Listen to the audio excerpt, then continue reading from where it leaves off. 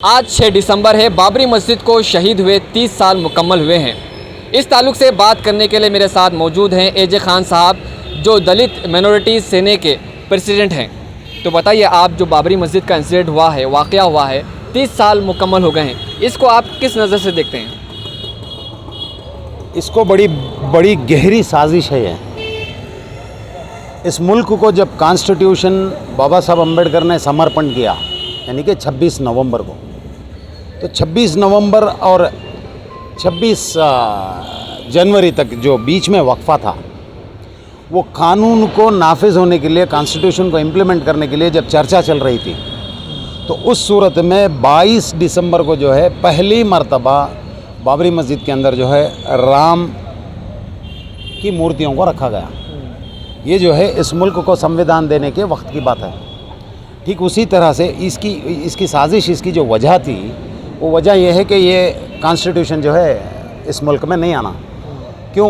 जो मनुस्मृति को मानने वाले लोग थे, जो वर्णाश्रम को मानने वाले थे, या फिर जाति व्यवस्था को मानने वाले लोग थे, वो लोग जो है इस मुल्क के SC ST या फिर OBC के लोगों को इक़्तिदार तक भेजने से, या फिर उनके दूसरे जितने भी अधिकार हैं उनसे दूर रखने की साजिश की गई थी। उस वक्त में बाबा साहब अम्बेडकर इसको बड़ी गहराई से देखते हुए, जब तक इस कॉन्स्टिट्यूशन को नाफिज नहीं किया, यानी कि इस मुल्क को संविधान नहीं दिया, उसकी मुकम्मल जद्दोजहद करते रहे। जनवरी 26 तारीख को जो है हम लोगों को रिपब्लिकन यानी कि रिपब्लिक डे मिला।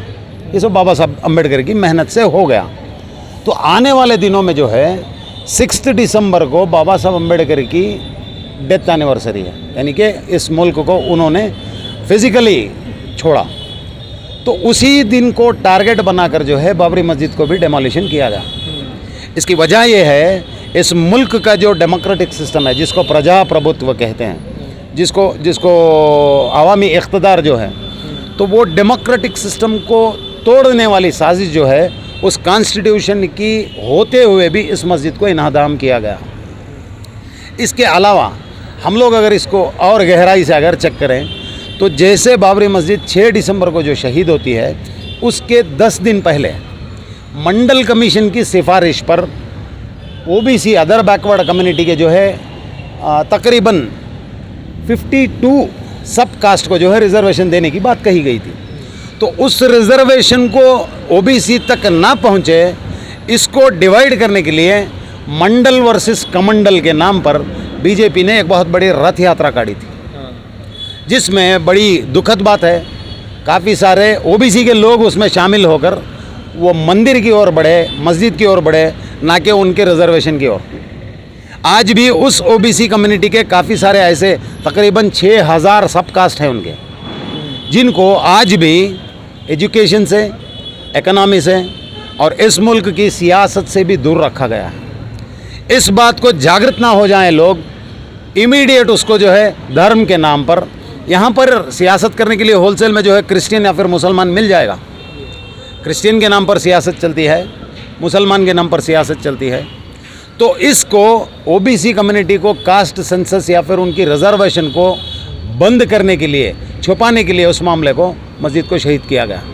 अगर जागरूक हो जाती तो उस वक्त में जो है 50% जो OBC को अगर मिल जाता, तो इसमें जाता किसका था? ना SC ST का जाता, ना OBC का, ना फिर रिलीजियस माइनॉरिटी का।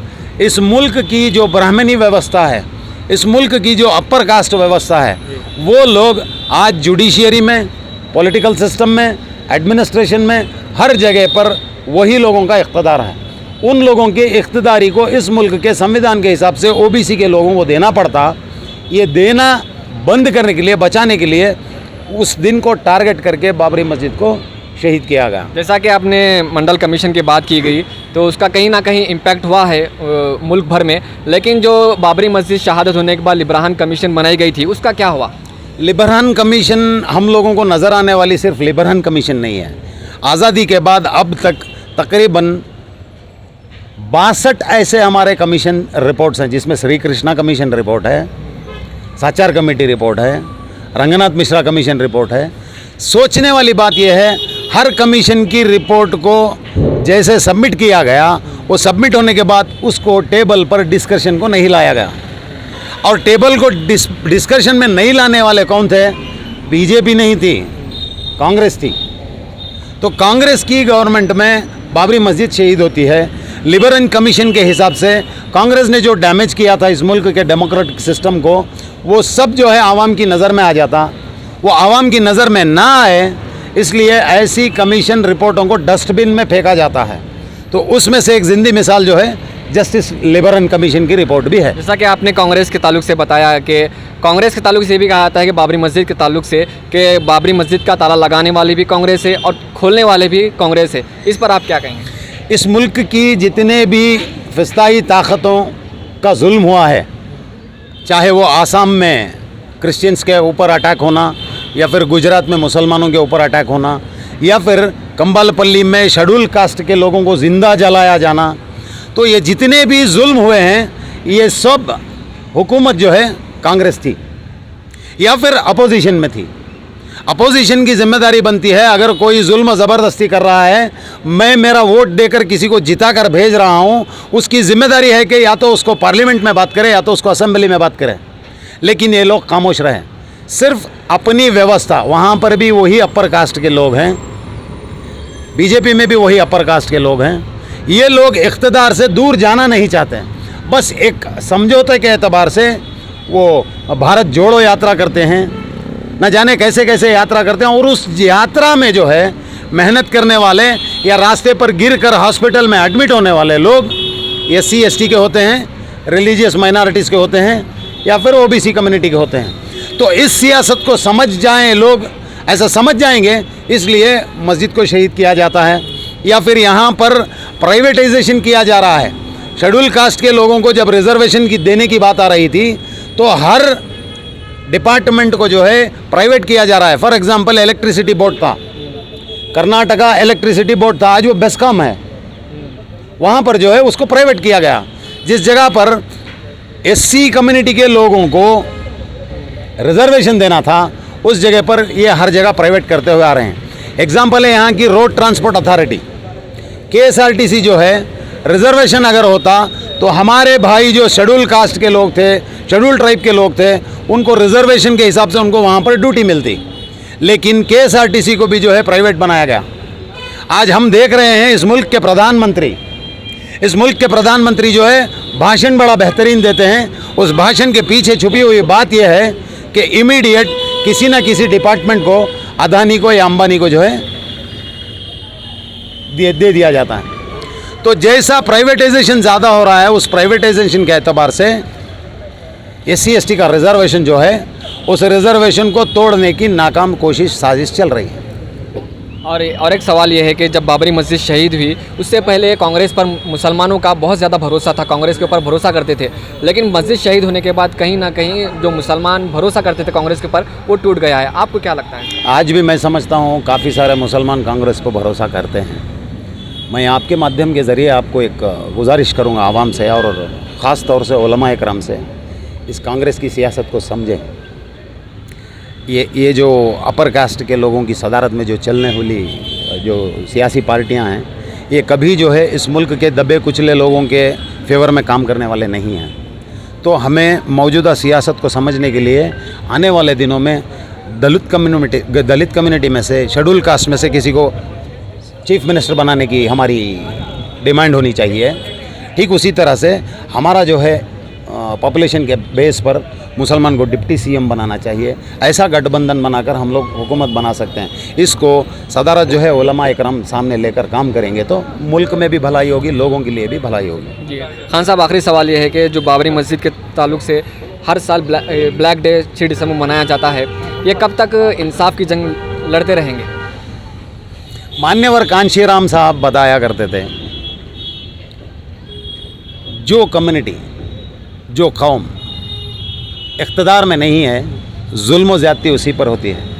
अगर हम लोग इतिहास देखें, बाबा साहब अम्बेडकर ने बताया था, those who forgets history can not make history. जो लोग अपना इतिहास भुलाया करते हैं, उन लोगों को नया इतिहास नहीं मिला करता, नया इतिहास बनाया नहीं करते। तो हमारा इतिहास जो है, इस मुल्क में सबसे पहले जो है जुल्म ज़्यादती बुद्धिस्ट कम्युनिटी पर हुई थी। ये यहाँ की हिस्ट्री है। तथागत गौतम बुद्ध के मानने वालों को जिंदा जलाया गया था इस मुल्क में। तो ये जो व्यवस्था है, ये जो जाति व्यवस्था है, इस जाति व्यवस्था के लोग नेक्स्ट जो है इनका टारगेट था मुसलमान, SC ST के लोग, OBC के लोग, क्रिश्चियन के लोग, ये हर तबके के लोग। हम लोगों ने हिस्ट्री में देखा है, सिख कम्युनिटी के 1984 में बहुत बड़े दंगे हुआ करते थे। 84 में सिख कम्युनिटी के तकरीबन 5 से 6 हज़ार लोगों को जलाया गया, मारा गया। क्रिश्चियन कम्युनिटी के आसाम में ग्राहम स्टेन्स नामी एक मिशनरी को मारा गया। ठीक उसी तरह से गुजरात में काफ़ी सारे मुसलमानों को मारा गया, बल्किस बानो था। ये सब हमारे सामने, हमारी नज़र के सामने है। और आज भी अगर कोई शेड्यूल कास्ट का बंदा घोड़ी चढ़ता है उसको मारा जाता है, वो अगर मूंछ रखता है उसको मारा जाता है। तो ऐसी कोई भी कम्युनिटी आज इस मुल्क में सुकून या इत्मीनान से नहीं है। बाबा साहब अम्बेडकर कहा करते थे, जब इंसाफ नहीं होगा तो उसको आज़ादी नहीं मिलेगी। आज इस मुल्क में ऐसी कोई भी कौम नहीं है जिसके साथ इंसाफ होता हो। पॉपुलेशन के बेस पर अगर चेक किया जाए, मुसलमान की 14% पॉपुलेशन है, क्रिश्चियन कम्युनिटी की 7 या 8% की पॉपुलेशन है। ठीक उसी तरह से आप चेक करेंगे SC ST की 24% पॉपुलेशन है। अगर इस पॉपुलेशन को हम चेक करेंगे, ना हमारा पॉलिटिकल रिप्रेजेंटेशन है, ना हम लोग इकोनॉमिकली हैं। आज भी अगर हमें देखें तो या हम ऑटो चलाते हैं या फिर नुक्कड़ पर, रास्ते पर बैठकर फुटपाथ पर व्यापार करना एक आता है। तो इख्तिदार से दूर जो रहते हैं उस कम्युनिटी पर जुल्म और ज़्यादती होती है। अगर इस जुल्म और ज़्यादती से रोकना है, बचना है, बचाना है, तो हम लोगों को इख्तिदार तक जाना है। और आने वाले इलेक्शन में पैसे लेकर वोट डालने की बजाय जो आपकी कम्युनिटी के लिए या फिर कॉन्स्टिट्यूशन को बचाने के लिए जो काम करेगा, ऐसे बंदे को ढूंढ कर, चुन कर हम लोगों को असेंबली में, पार्लियामेंट में बात करने का मौका देने की कोशिश करनी चाहिए।